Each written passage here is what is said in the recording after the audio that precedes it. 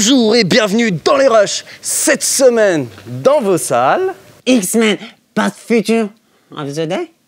Non, c'est X-Men, Past of Subjonctif. Days of Future Past. Ouais, c'est ce que j'allais dire. Ignorons-le. Pitch, s'il te plaît. Alors ça se passe dans le futur. Mais comment ça? Je croyais qu'on les avait laissés dans les années... du passé. Tu sais, quand la télé n'était pas couleur. Laisse-moi finir. Dans le futur, les X-Men... On vieillit. Aussi, mais pas que. Dans le futur, les X-Men sont dans la mouise. C'est pour ça qu'on les aime. Ils sont toujours dans le pétrin. Ils se font génocidés par des robots sentinelles. Mais c'est des mutants, ils devraient être plus forts normalement. Ouais, mais c'est pas le cas. Solution? Envoyer Wolverine dans le passé afin de changer l'avenir. Hein? Développe, s'il te plaît. C'est là que j'ai décroché, en fait. Et c'est à moi de rentrer en scène. Je crains le pire. C'est pourtant simple. Il suffit de créer une rupture du continuum espace-temps et produire une nouvelle séquence chrono-événementielle qui entraînera l'émergence d'une réalité alternative. Hein? Bon, admettons que cette ligne représente le temps. Là, nous avons le présent, 1985, ici le futur et là le passé. Quelque part entre le présent et le passé, le temps a infini sa course dans cette tangente, créant un 1985 différent de celui que nous connaissons. J'ai comme un doute, là. Juste pour voir. Donc il faut retourner dans le passé, intercepter le vieux Biff avant qu'il ne donne l'almanach des sports au jeune Biff. C'est moi ou il raconte Retour vers le futur 2. Nom de Dieu. Mais dans les grandes lignes, c'est ça. Donc, si j'ai bien compris, le vieux professeur Xavier, le vieux Magneto, envoie Wolverine dans un monde où le Seigneur des Anneaux n'était encore qu'un bouquin. Mais pour faire quoi? Bah, comme il a dit l'autre. Ah, vous voulez que je vous réexplique? La même chose, s'il vous plaît. Bonne annonce.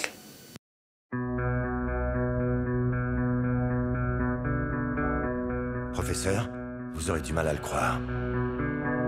On m'a envoyé vous trouver depuis le futur, dans 50 ans. Vous me la refaites encore une fois, s'il vous plaît. Laissez-moi finir. Au début, les sentinelles ne ciblaient que les mutants. Ensuite, ça a été tout le monde. Je suis venu de loin pour nous guider, nous rassembler. Les X-Men. On a besoin de vous. Dites à celui qui vous envoie que je suis occupé. Celui qui m'envoie, c'est vous.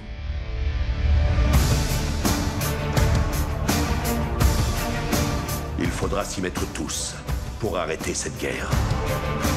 C'est toi le fauve? Je comprends rien à ce que vous me dites, mais... T'as de la poigne pour un gamin. Je vous ai dit de partir. On va être très potes tous les deux. Mais tu le sais pas encore. On te veut, Mystique. Pourquoi? Parce que t'es une belle garce. Lâche-toi, je t'en prie. Il nous faudra Magneto aussi. Cet homme est un monstre. Il est emprisonné dans les tréfonds du bâtiment le mieux gardé de la planète. Je connais un gars. Ce sera un jeune homme maintenant.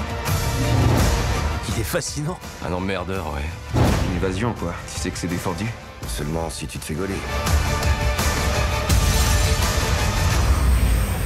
Charles? Content de te voir aussi, mon vieil ami. Je sens qu'on va se marrer.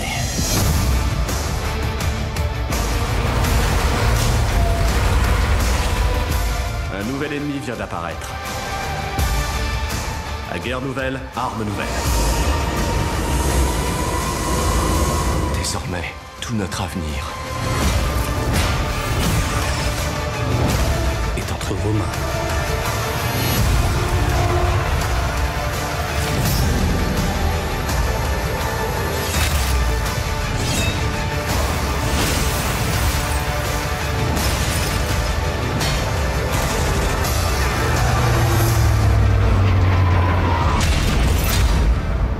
Dans le futur, est-ce que je m'en sors? Non. X-Men.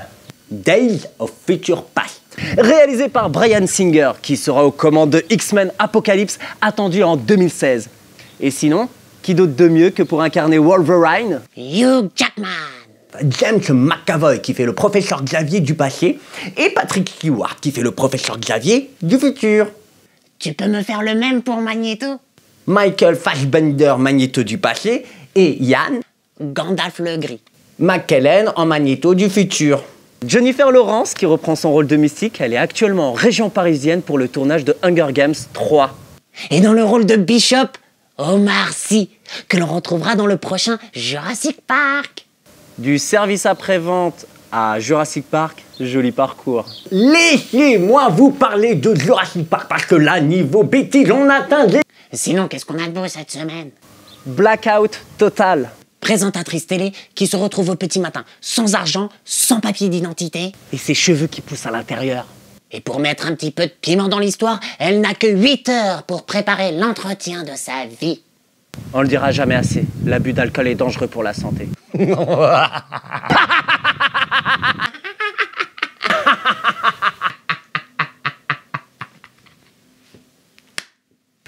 Ok, c'était Dans les Rushs et je vous dis see you next time. Ah, je ne dirais qu'une chose. Please, save community. On a tous envie d'un 6 seasons and a movie.